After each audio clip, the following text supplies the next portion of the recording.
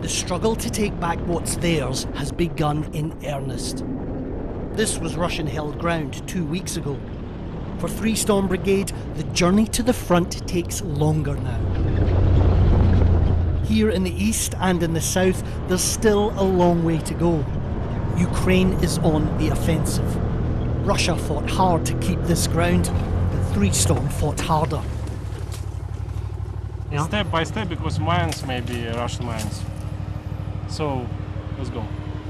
This is all Russian equipment and uniforms here? Yeah. Eat, equipment. Rations, everything.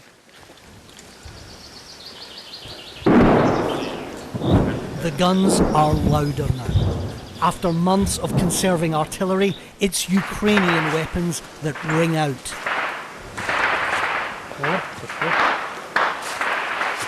That's small arms fire. That's Ukrainian. Outgoing. You can hear a lot of artillery here as well. Also outgoing much more than before. A Russian shell lands nearby. Across these positions, Russian corpses lie uncollected. So they retook these trenches fairly recently. Actually a number of Russian dead, at least 2 still in there. They're taking ground to the south of Bakhmut and to the north of Bakhmut. The city itself still firmly under Russian control. It's very early days in this counter-offensive. They're making small gains.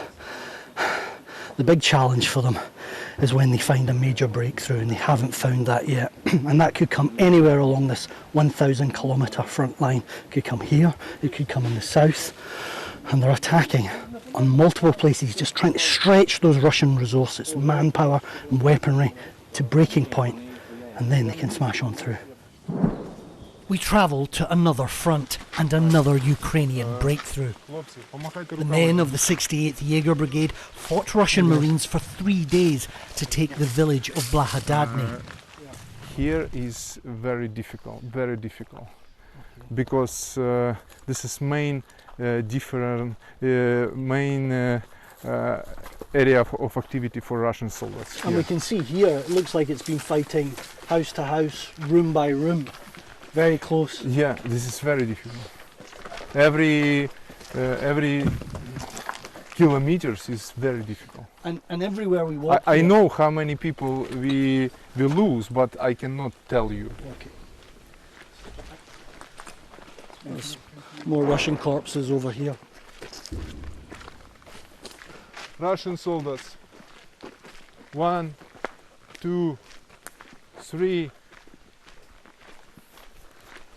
There's still a lot of fighting here. You're in range of the Russian guns on the hills.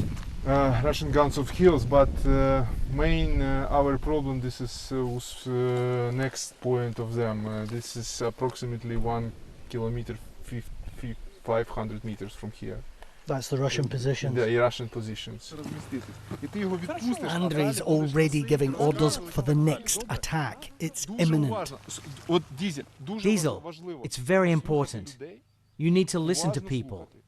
Listen closely and do everything they tell you. And smile. Why are you so serious? We are winning this war. With just hours to go, they pack up everything and ready for the trenches. This specialised drone unit will play a vital part in the assault. While artillery sounds all around them, they have to move fast to get closer still to Russian positions. The cost of this fight is everywhere to see. Destroyed Western-built armour litters the battlefield. But Russia too has lost dozens of tanks and vehicles since this offensive began. On a hot day east of Blahodadny, the Ukrainian attack begins.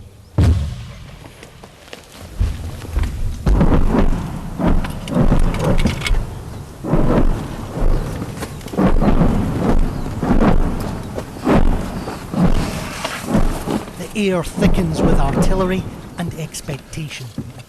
Ukrainian guns pound the Russian positions, and their enemy soon responds.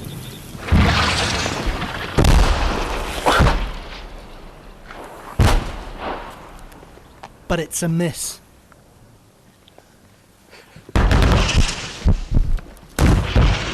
Yuri of the drone unit can't delay until the shelling stops.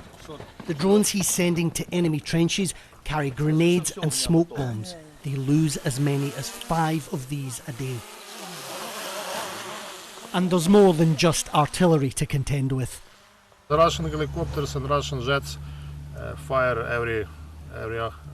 every days, every time. Go to shelter. Okay. Oh, good luck. I just illustrated that point very well, that one of the big advantages that the Russians have over the Ukrainians is air power. The Ukrainians are attacking on the ground, but the Russians still have helicopters, still have warplanes. It makes it much more difficult for them to advance. The battle won, the danger is far from over. As we make our way back from the trenches, more Russian artillery fire targets Andrei's convoy. We need to move fast. And the 49-year-old commander carries an extra burden, the memory of his son.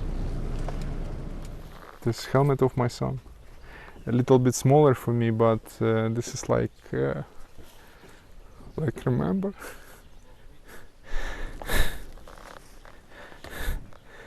This like remember.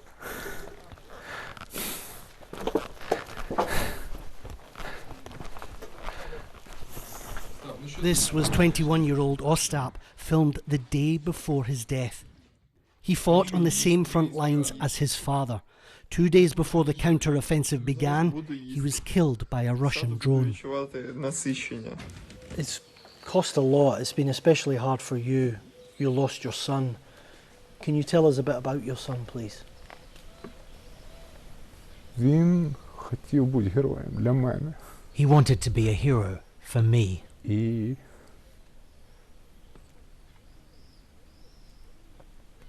він хотів бути He героєм wanted для to be мене. a hero for Йому це me, вдалося.